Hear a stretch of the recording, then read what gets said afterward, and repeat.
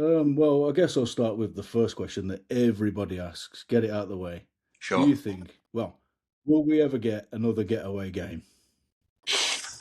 Me personally, I'm not. I'm a little bit of a layman when it comes to video games. So, but having played that one, I don't think so. And having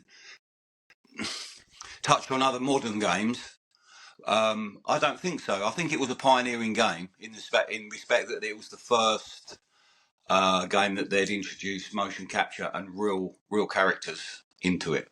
We did all the voiceovers ourselves. We acted out the parts on. It was quite a basic set really, because all the props were made in wood. So we'd be in a car made of wood. It was like the Flintstones, and a bar made of wood. The only thing that wasn't was the guns that we used, which were we had a firearms expert come in. But no, comprehensively, I just loved the fact that it was a little bit raw.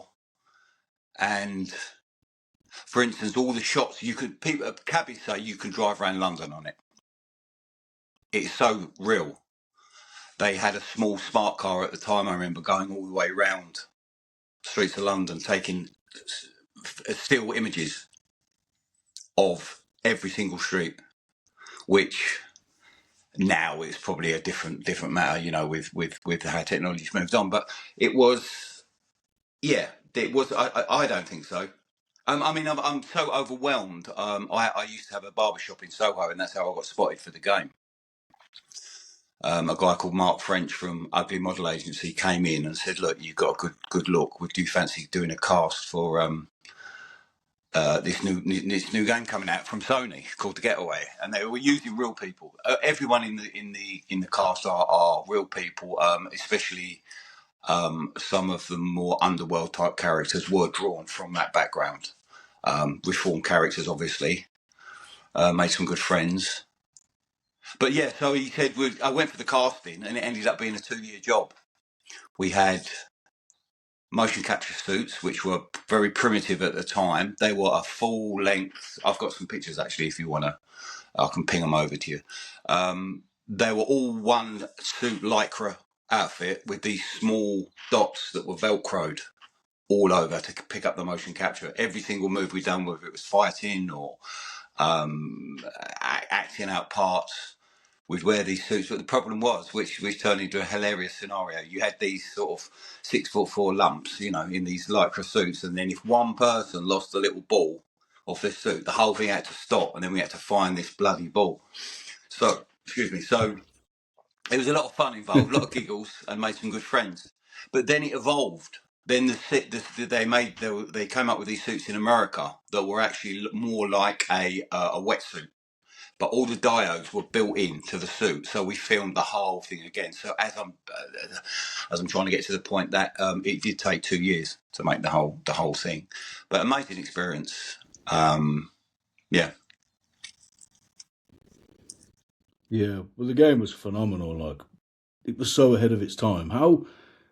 How did, because it was only a small studio, wasn't it, Team Soho? How did they manage to make a game better than Grand Theft Auto with probably nowhere near the budget? I mean, I don't know the numbers, but I did a bit of research online, and like the game, I don't care what anyone says, the game it was better than Grand Theft Auto. I mean, Right. the Getaway, it looked like a movie that you That's was it. in control of, and the That's it. Grand Theft Auto, especially back then, it looked a bit cartoonish.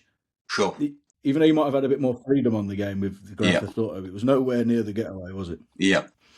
No, I mean, like I say, I'm not up to speed on Grand Theft Auto. Really, I've looked at the visuals and I had a little go, but a good comparison is when Punk come out. It was raw. People were trying to do something as authentic as possible. The small team, we had an actual film director direct it. As I say, all the cast were authentic. The script was really good. You hadn't got someone from an ivory tower writing a script about people on the street. It was actual. They were speaking to us and saying, "How would we say this?" Or we would say, "Look, you scripted this," but no one would say that. So it was real to a certain degree, as far as I could see. And yeah, a small team. I personally think, because I went on after that job to do some acting and stuff and play some small parts. A small team, a small crack team that are good. You're going to get something of worth. Yeah. How one thing I loved is like it had licensed, like big licensed companies, didn't it? As the shops in the streets. Sure. And how did they get away? No pun intended. How did they get McDonald's, Burger King, HMV on there? Because when I was doing research, I found out that they didn't actually have the licenses. No. How did they get away with that? Do You you wouldn't know be able to what? do that now. I think they winged so much and just did it and waited for the consequence. And I think because the reception of it was so good, you know, you're not going to get these big major corporations saying, "Oh no, we don't want it in there." Maybe, I don't know, but the stunts they pulled were crazy. For the opening, we literally kidnapped the director of Sony.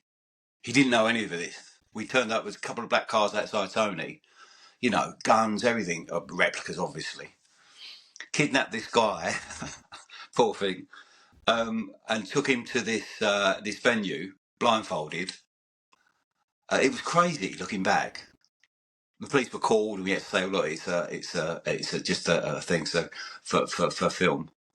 And then he took the blindfold off, and it was the opening of the actual thing. But I think they winged a lot of it, and I think it just worked. It was I think it was a perfect storm.